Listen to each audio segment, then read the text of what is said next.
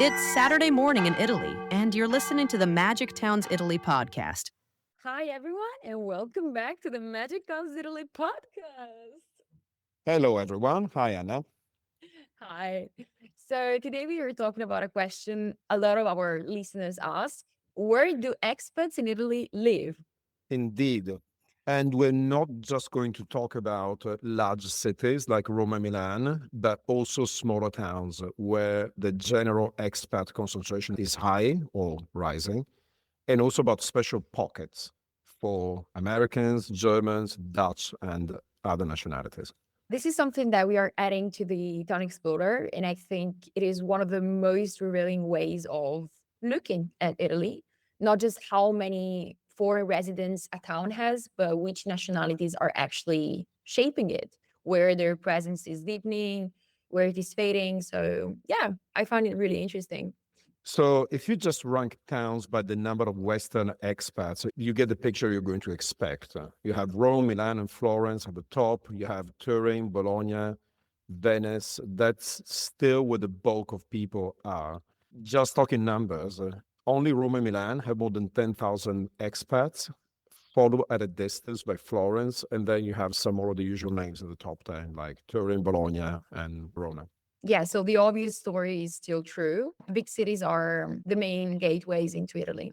Yes, but it gets interesting when you start looking just below the top tier. One name we talk a lot about these days is Lucca. Lucca definitely punches above its weight.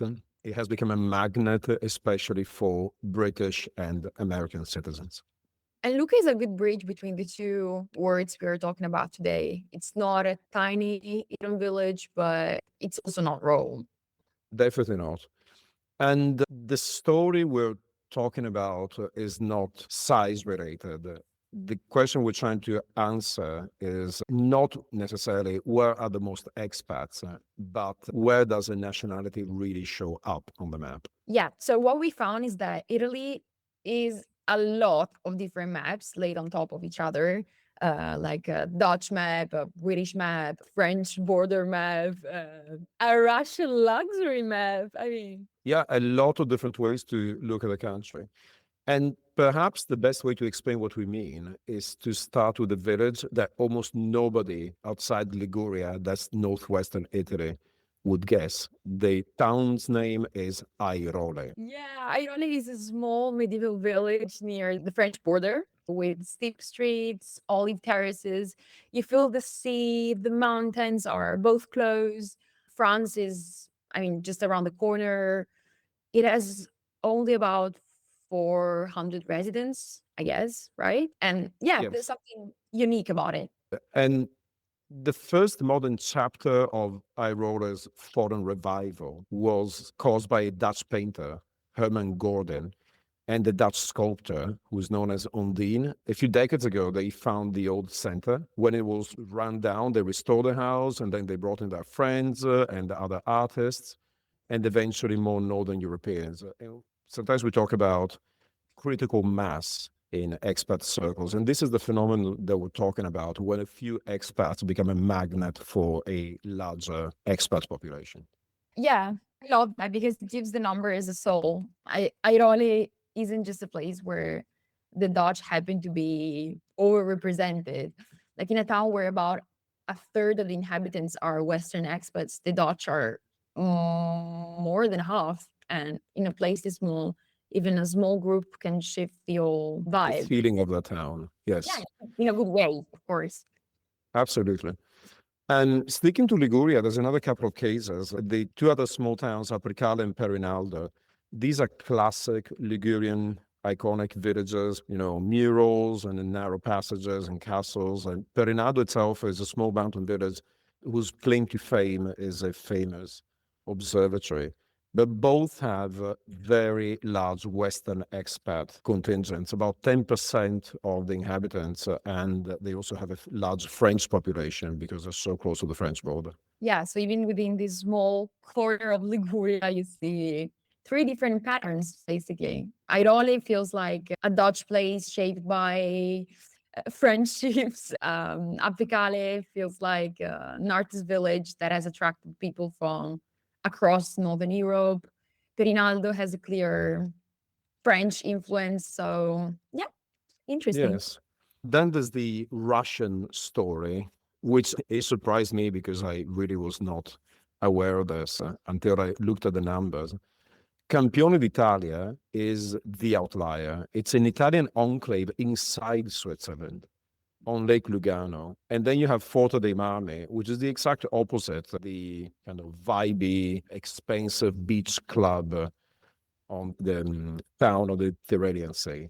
Yeah, Campione feels slightly unreal to me. Like it is in Italy, but held inside another country. Like crazy. More than 10% of the population is Russian. We are talking about almost 250 people in a town of 1,700 people. Porto dei Marmi instead, you get it immediately. You know, the sea, the boutiques, both places attract lots of Russians. Yes, rich Russians in Yeah. numbers. Talking briefly about the British map, it is one where the Town Explorer is the most useful because it corrects a lot of lazy assumptions. People tend to think about the same names, and then you get places you never heard of, like Palombaro. This is a mountain village in the Maiella National Park in Abruzzo, which even most Italians have never heard of. But when 1 out of 20 residents is a British national. As in many towns in Italy, the British community is well established, but shrinking, I would say. Since Brexit, the data shows a small decline in British expats across the country, in contrast to the rise in American expats. Indeed. This brings me to another town in Ciodacqua, another town that very few have heard of. And yet, you might be surprised that it is the town in Italy with the highest percentage of American expats. Another small town in Abruzzo, not far from Sulmona, we spoke about it last week. And this is the kind of town that has benefited from the 7% tax scheme. We're going to discuss what the scheme has worked in attracting residents in one of the next podcasts. And in the data, the American presence here is not massive. We're talking about a few dozen people, but it is shaping up. And this is a kind of subtle signal that we want people to be able to spot in the Town Explorer. And then finally, there's the part of the story I almost like most because it is less obvious. So basically, expat pockets that are slowly fading. Yes, emptying out. And the German story here is one of the clearest examples. Germany still has a very deep footprint in Italy, especially in lifestyle and second home geographies. Ahead of the Brits, Germans are the largest share of expats in Italy with around 40,000 residents, but not every German pocket is expanding. And the textbook example is Capo di Veri on the Isle of Elba. Most of our listeners will know of it as the island where Napoleon was exiled. The number of German expats here has gone from around 200 to approximately 100 people in less than 10 years. And speaking about Germans in general, their influx in Italy seem to have slowed, while in the same period, Irish numbers have gone up like 40%. Dutch and Americans up roughly 20% each. So I think it's fascinating to watch these social maps develop in real time. And it reminds me of the old saying that birds of a feather flock together. We see this happen almost organically. There's one person that finds the corner of paradise and they tell a friend, and suddenly there's a new culture that thrives alongside the old. yeah, we've seen this with George in Musumeli. It only takes one person to act as a catalyst, and before you know it, you have a thriving giant community taking root. And that is really the point of this update on which we worked for several weeks. We're not adding these statistics and measures and filters just to provide more rankings for the sake of rankings. We add them because we want our subscribers to look at a town and ask better questions.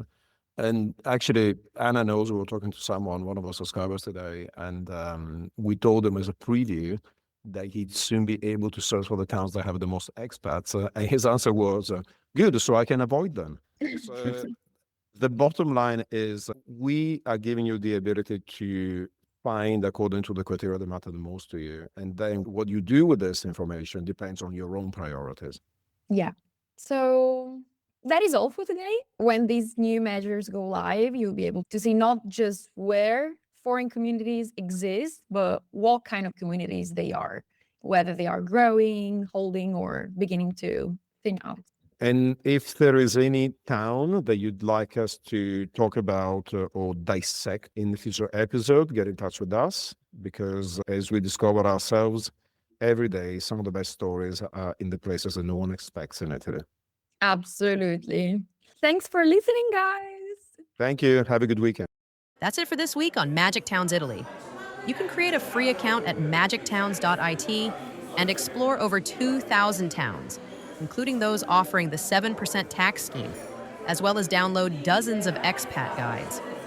We have over 200 data points per town, more than Italy's Statistics Authority itself, covering everything from property prices to schools, healthcare, crime, and more. If you want full access to filters and unlimited searches, upgrade to Magic Towns Premium. Use the code podcast for 20% off an annual plan. Thanks for listening. Our next podcast will be live on Saturday at 9 a.m.